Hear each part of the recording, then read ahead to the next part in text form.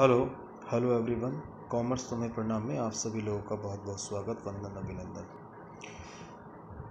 प्यारे युवा साथियों, जैसा कि आप सभी जानते हैं कि हम लोगों ने बाज़ार को एनालिसिस कर रहे हैं और बाज़ार में हम लोगों ने दो प्रकार से पढ़े, एक तो समय के आधार पर बाज़ार और दूसरा जो है प्रतियोगिता के आधार पर। समय के आधार पर हम लोगों ने पीछे क्लियर कर ही लिया है, अति अल्पकाल, अल्पकाल, दीर्घकाल, अति दीर्घकाल, ये सब हमने एनालिसिस कर लिया है।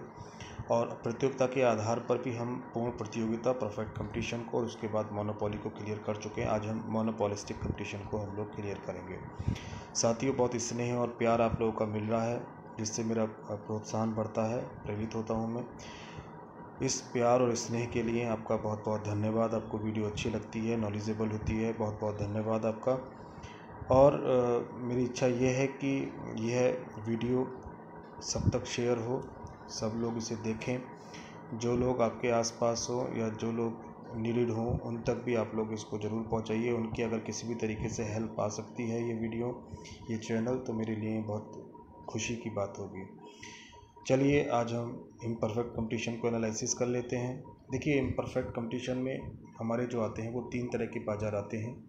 मोनोपोलिस्टिक कंपटीशन आता है, डिओपोली आता है, द्वितीय अल्पाधिकार, और ओलिगोपोली अल्पाधिकार।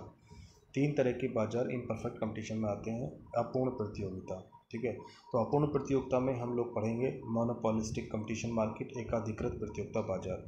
ये नोट्स स्टूडेंट्स इस तरीके से प्रिपेयर किए गए हैं कि कोई भी कॉम्पिटिटिव एग्ज़ाम अगर आपका होगा, एजुकेशनल एग्ज़ाम होगा, वहाँ तो हेल्प आएंगे ही आएंगे, और ट्रेडिशनल एग्ज़ाम में भी आपकी बहुत हेल्प करेंगे। कोशिश तो यही की गई है कि कोई एक भी बात छूटने ना पाए, पॉइंट टू पॉइंट बना के कोशिश की गई है। तो इसलिए प्रॉपर नोट्स बनाइएगा, स्क्रीनशॉट लेकर आप नोट्स ज़रूर बनाते रहिएगा, ठीक है। तो मोनोपोलिस्टिक कंपटीशन मार्केट जो होता है वो हमने इस तरीके से लिखा है कि कुछ और आपको मतलब एक्सप्लेन करने की ज़रूरत ही नहीं है, स्टेप बाय स्टेप पढ़ते रहिए, आपका सब क्लियर होता चला जाएगा।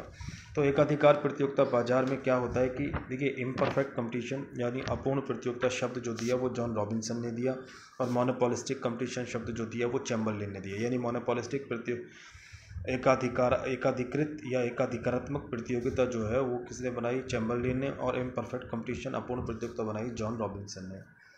कहता है कि परफेक्ट कंपटीशन और मोनोपोली दोनों की दोनों जो हमने पढ़ी, पूर्ण प्रतियोगिता और एकाधिकार, दोनों की दोनों जो है इमेजिनरी होती हैं, काल्पनिक होती हैं, नॉट प्रैक्टिकल, अव्यवहारिक होती हैं, व्यवहारिक नहीं होती हैं। दोनों मार्केट ऐसी हैं जिनकी बहुत कम संभावना मार्केट में ऐसी होती है, ना तो पूरा परफेक्ट कंपटीशन पाया जाता है, ना ही मोनोपोली होता है, तो इमेजिनरी मार्केट है। तो मोनोपोलिस्टिक कंपटीशन क्या? इन दोनों के बीच के रास्ता है, यानी मध्यम बाजार की स्थिति, इंटरमीडिएट मार्केट सिचुएशन। पूरा परफेक्ट कंपटीशन नहीं है, पूरा मोनोपोली, यानी थोड़ा सा परफेक्ट कंपटीशन, थोड़ा सा मोनोपोली, इन दोनों को मिला दिया जाए तो मोनोपोलिस्टिक कंपटीशन बन जाता है। ये प्रैक्टिकल है, ठीक है ना। अक्सर जो पूरे विश्व में सबसे ज़्यादा जो बाजार पाया जाता है वो मोनोपोलिस्टिक कंपटीशन का ही पाया जाता है। बताते हैं इसके बारे में फीचर्स क्या क्या हैं। देखिए, large number of seller and buyers, विक्रेता और क्रेताओं की बहुत ज़्यादा संख्या होती है यहाँ पर। साथियों, हमने जैसे अलग अलग पढ़ा ही है बाज़ार को, तो हम आगे बाज़ार के डिफरेंसेस भी कर देंगे, पूर्ण प्रतियोगिता, अपूर्ण प्रतियोगिता, इन सब में, तो जिससे आपके कॉन्सेप्ट क्लियर हो जाए और एक बार में आपको याद हो जाए। दूसरा जो प्राइस डिटर्मिनेशन की बात है, मूल्य निर्धारण की बात है, पहले हम बाज़ार को पढ़ लें, फिर हम लोग इसमें मूल्य का निर्धारण भी करेंगे। एक बार बाज़ार समझ में आ जाए तो फिर हम लोग प्राइस डिटर्मिनेशन कैसे करते हैं उसको भी एनालिसिस करेंगे। तो फीचर्स की बात करें तो large number of seller and buyer होते हैं यहाँ पर, विक्रेता भी बहुत सारे होते हैं, क्रेता भी बहुत सारे होते हैं, यानी माल को बेचने वाले, माल को खरीदने वाले दोनों ही बहुत ज़्यादा होते हैं। किसी भी बाज़ार में क्रेताओं और विक्रेताओं की संख्या अत्यधिक हो सकती है, पर पूर्ण प्रतियोगिता के लिए केवल क्रेता तथा विक्रेता की संख्या होना ही काफ़ी नहीं है, ठीक है ना, बल्कि क्रेता और विक्रेताओं का बाज़ार का भी जानकारी होनी चाहिए थी, ठीक है ना। क्रेता और विक्रेताओं की बाज़ार की पूरी जानकारी नहीं होती, फलतः बाज़ार भाव के अंदर अपूर्ण प्रतियोगिता का जन्म हो जाता है।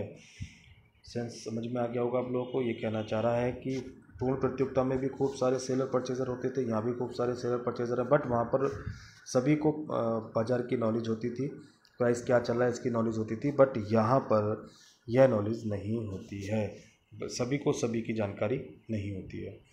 प्रोडक्ट डिफरेंशिएशन और प्रोडक्ट हेट्रोजेनिटी, वस्तु विभेद या वस्तु भिन्नता।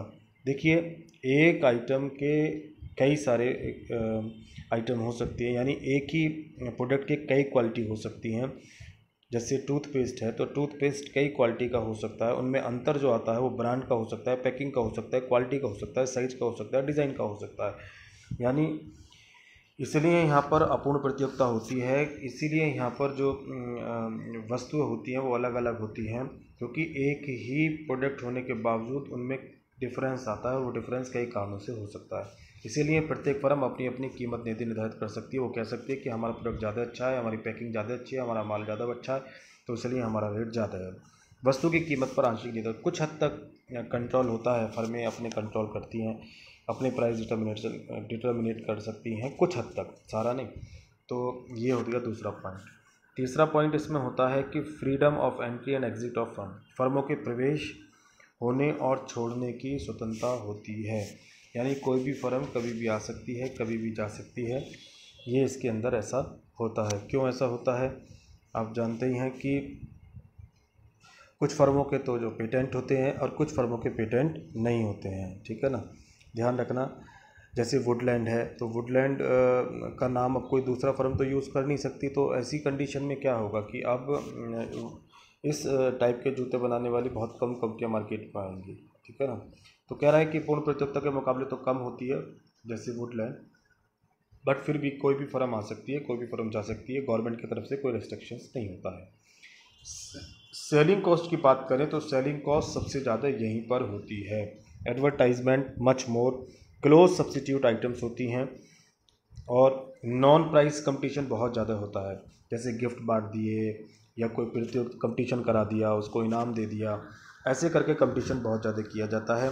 जैसे सपोज़ करो, क्योंकि देखिए जैसे टूथपेस्ट है तो टूथपेस्ट सारे हैं, बिनाका का टूथपेस्ट आता है, कोलगेट का आता है, डाबर का आता है, बाबा रामदेव का आता है, तो ये सब टूथपेस्ट हैं और इन सब के रेट अलग हैं, तो सब अपना विज्ञापन कर रहे हैं, ठीक है ना। बाबा रामदेव कहते हैं हमारी लौंग मिला हुआ है, डाबर वाले कहते हैं नहीं हमारा प्योर आयुर्वेदिक है, कोलगेट वाले कहते हैं नहीं हम लोग बहुत अच्छा बनाते हैं।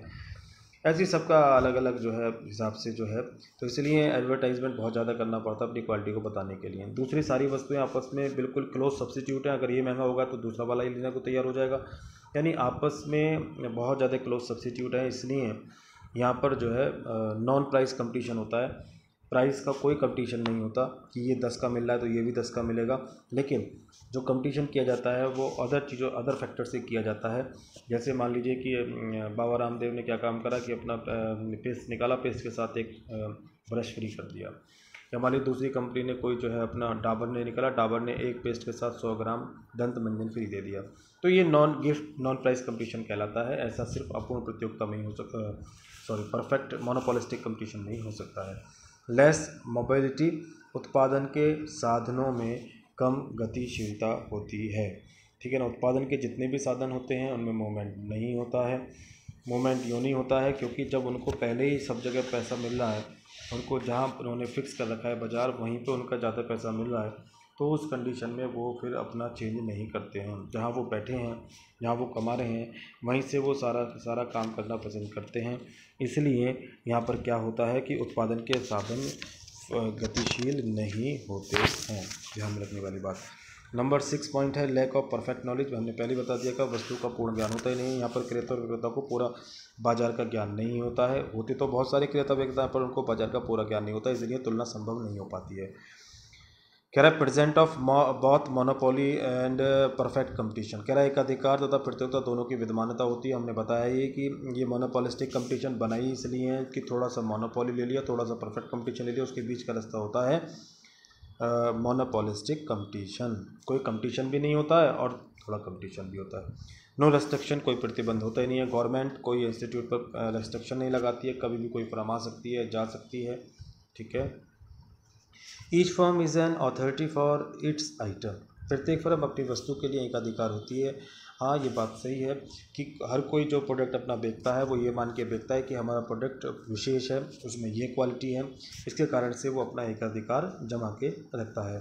जैसे सपोज़ करो कि जो है ये स्कूटी आती हैं, ठीक है, तो एक्टिवा अपनी स्कूटी जो जानी जाती है वो इंजन की वजह से जानी जाती है, कहते हैं साउंडलेस जो है इंजन हमारा है, ठीक है। इधर जुपिटर आया तो जुपिटर टीवीएस वाले कहते हैं कि हमारा जो फैसिलिटी है वो सबसे ज़्यादा है, और जो ये तेल है, ऑयल का कंजप्शन बहुत कम करता है। तो इस विशेषता के कारण से सब अपने अपने क्वालिटी के कारण से एकाधिकार जमाने की कोशिश करते हैं, मोनोपोली को फॉलो करने की कोशिश करते हैं। 10th कह रहा था consumer clearly reveals his choice, उपभोक्ता अपनी पसंद को स्पष्ट रूप से व्यक्त करता है। ये सिर्फ मोनोपोलिस्टिक कंपटीशन में ही होता है। परफेक्ट कंपटीशन में तो आप जानते ही हैं कि क्रेता और विक्रेता दोनों बहुत ज़्यादा होने के कारण से जो माल मार्केट में आ जाता है वही बिकता रहता है। सॉरी। लेकिन यहाँ पे क्या होता है मोनोपोलिस्टिक कंपटीशन में, क्योंकि एक ही आइटम की वैरायटी बहुत सारी होती हैं। जैसे मान लीजिए शर्ट है, तो शर्ट मार्केट में कितने तरह की आती है, हाफ बाजू की शर्ट, फुल बाजू की shirt, sleeveless shirt, collarless shirt, collarful shirt, ठीक है ना, टी शर्ट, ठीक है, हाफ टी शर्ट, और जो है गोल गले की टी शर्ट, कितनी चीज़ें आती हैं। तो ये बहुत वैरायटी होने के कारण से जो भी उसे पसंद हो अपने स्पष्ट रूप से वो बता सकता है। ऐसा मोनोपोलिस्टिक कंपटीशन में होता है। कहता है 11 कि more can be sold only at lower price, केवल कम कीमत पर अधिक मात्रा बेची जा सकती है। ये बात ठीक कह रहा है वो, कि अगर कम कीमत हो जाएगी तो वो ज़्यादा माल बेच सकता है। ऐसा इसके अंदर हो सकता है कि अपनी प्राइस को कम कर दे और को ज़्यादा वो बेच दे। जैसे आपने देखा होगा कि जियो आइडिया वोडाफोन इतने सारे लोग आ गए, तो जियो ने क्या काम करा, स्टार्टिंग में अपने प्राइस कम रखे, मार्केट कैप्चर कर ली, ज़्यादा माल बिकने लगे वो। तो ये सब किस में हो पाता है आपका, उसी में हो पाता है। कुछ एग्जाम्पल है मोनोपोलिस्टिक कंपटीशन की जिससे आपको बेटर समझ में आ सकता है। देखिएगा, कह रहा है भारतीय दृष्टि से एकाधिकारत्व प्रतियोगिता के कुछ महत्वपूर्ण उदाहरण इस प्रकार हैं। टूथपेस्ट है जैसे, तो देखिए टूथपेस्ट क्या क्या है, टूथपेस्ट के अंदर टूथपेस्ट की कितनी सारी वैरायटी यहाँ पर है। देखिए बिनाका, कोलगेट, फॉरेंस, प्रॉमिस, क्लोजअप, इतनी सारी वैरायटी हैं। ब्लेड्स में इतनी सारी आती हैं, टोपाज, सेंटविज, लेज़र, पनामा। साइकिल में एटलस, हीरो, A1, हरक्यूलिस, ऐसे करके। Scooter Bajaj, Lambretta, LML, Vespa. Cigarette भी इतनी सारी होती है, चाय, कार, घड़ी। तो देखिए ये सब वैरायटी बहुत सारी होती है, लेकिन ध्यान रखना कि ये सब जो आइटम होती हैं अपनी किसी ना किसी विशेषता के कारण से अलग होती हैं, जिससे इनके रेट भी अलग अलग होते हैं।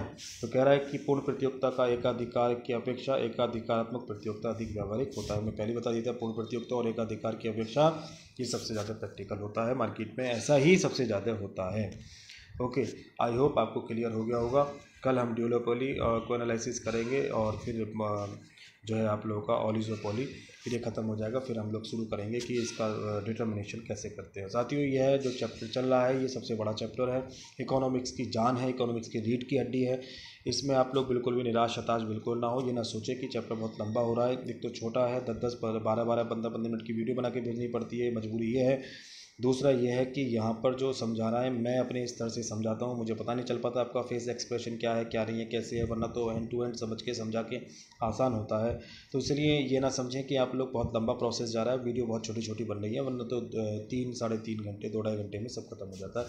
सो आपके लिए वीडियो बहुत हेल्पफुल रही होगी, तो कमेंट ज़रूर डालें, कमेंट्स लाइक ज़रूर करें और सब्सक्राइब औरों से भी करवाएं।